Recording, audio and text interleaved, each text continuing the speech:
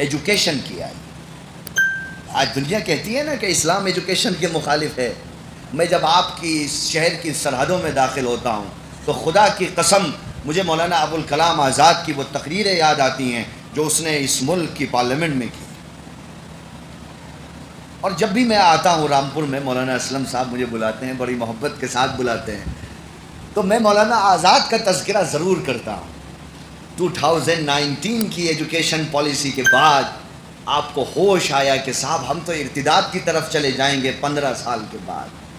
اس ملک میں 70 سال قوم نے اگر اپنے مذہبی اصولوں کی حفاظت کی ہے تو وہ آپ کے ممبر آف پارلیمنٹ کی ایجوکیشن پالیسی کی بنیاد پر. آپ تو دلی 1000 مرتبہ جاتے ہو، کبھی توفیق نہیں ہوتی کہ آزاد کے مقبرے پر جا کر کے 3 آیتیں پڑھ کر کے اس کو ایصال ثواب بھی کرتے.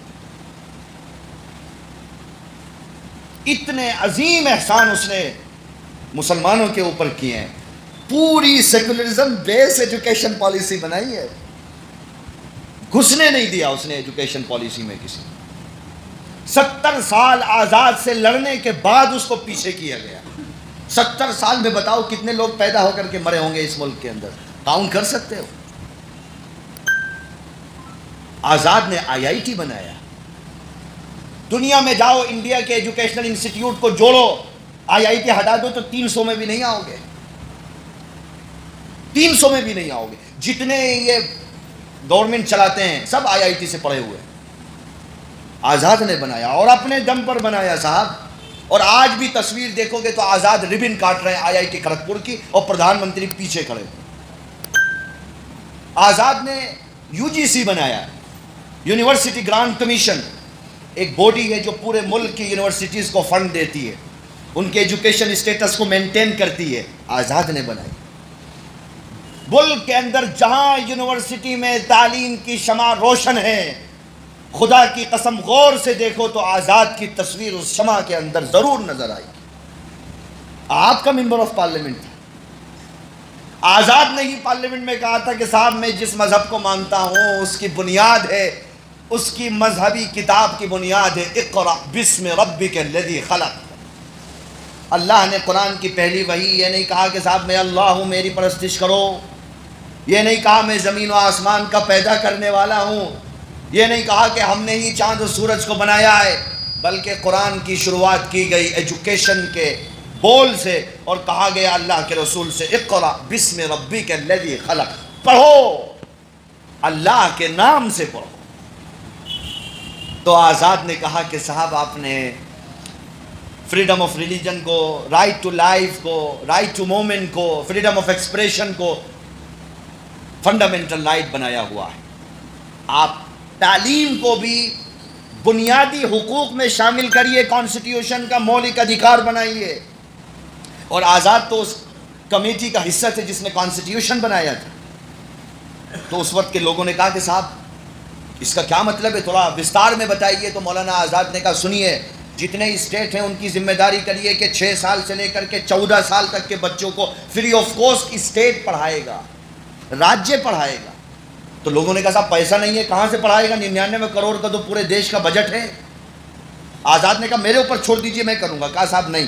تو میجورٹی نے ساتھ نہیں دیا، چنانچہ مولانا آزاد دنیا سے چلے گئے لڑتے لڑتے.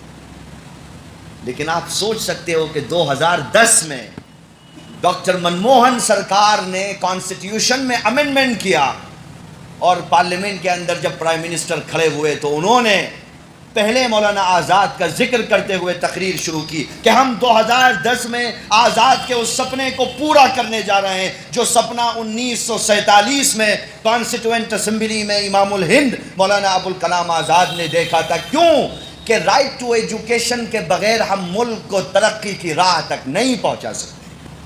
یہ جتنے مڈ ڈے میل ہیں، یہ بائیسیکل بھی دیتے ہیں، لیپ ٹاپ بھی دیتے ہیں، کھانا بھی دیتے ہیں، بیگ بھی دیتے ہیں، پیسہ بھی دیتے ہیں، یہ سب آزاد کی مرہون منت ہے. مسلمان جانتا ہی نہیں ہے اسے، چونکہ ہم تو اس کو دین سمجھتے ہی نہیں ہیں. تو کیا فرمایا گیا؟ تو خیر یہ تو بیچ میں یاد آیا، جب بھی آپ کے شہر میں آتا ہوں آزاد میرے دماغ پر چھا جاتے ہیں. اور 2 مرتبہ رہے وہ یہاں سے. آپ کے آباء و اجداد نے ان کو ووٹ دے کر کے ایجوکیشن منسٹر بنایا.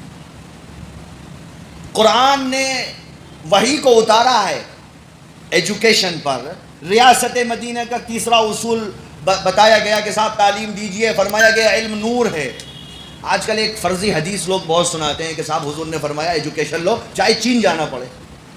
ابھی میں سن رہا تھا ایک اسٹیٹ لیجسلیچر سے جڑے ہوئے ہیں, آپ کے پڑوسی راجیہ کا ایک آدمی ہے, کہہ رہا تھا صاحب حضور نے فرمایا علم حاصل کرو چاہے چین جانا پڑے, اس لیے حضور نے تو بہت ساری لینگویج کو سیکھنے کی بات کہی ہے. فرضی حدیث ہے, کوئی ثبوت نہیں ملتا ہے. کہاں ہے, کون سی کتاب میں, کون راوی ہے, کیا اس کا اسٹیٹس ہے؟ جو منہ میں آیا حضور کی طرف منسوب کر دو. فرمایا جو جھوٹی حدیث میری طرف منسوب کرے گا فَلْيَتَبَوَّأْ مَقْعَدَهُ مِنَ النَّارِ, اس کا ٹھکانہ جہنم ہوگا. اس لیے یہ لوگ جوش میں بولتے ہیں نا کہ صاحب چین جانا پڑے.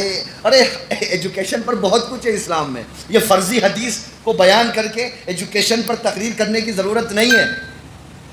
تیسرا رول بنایا گیا کہ صاحب سنو, بچوں کو تعلیم دو. اور اسلام نے صرف یہ نہیں کہا کہ سارے بچوں کو مولانا بنا دو. دین کی بنیادی تعلیم ضرور ہونی چاہیے, حلال حرام کا فرق معلوم ہونا چاہیے, قرآن کی آیتوں کی تلاوت آنی چاہیے, اللہ رسول کا مرتبہ معلوم ہونا چاہیے. لیکن اگر ایک مکمل قوم چاہیے اس میں ڈاکٹر بھی ہونے چاہیے. ایک ایسا ڈاکٹر ہونا چاہیے جس کے دل میں اللہ کا خوف ہو. ایک ایسا وکیل ہونا چاہیے جس کے دل میں اللہ کا خوف ہو. ایک ایسا IAS اور IPS ہونا چاہیے جس کے ذہن و دماغ پر جناب رسول اللہ صلی اللہ علیہ وسلم کی تعلیمات کا غلبہ ہو. جب آپ ایک مکمل قوم کو بنا سکتے ہیں. فرمایا ایجوکیشن میں جائیے. بدر میں جو لوگ پڑھنا جانتے تھے, لکھنا جانتے تھے, ان سے کہا صاحب آپ ہمارے مسلمانوں کو پڑھا دیجئے, سکھا دیجئے, آپ کہہ دیے ہم آپ کو ویسے ہی چھوڑ دیں گے.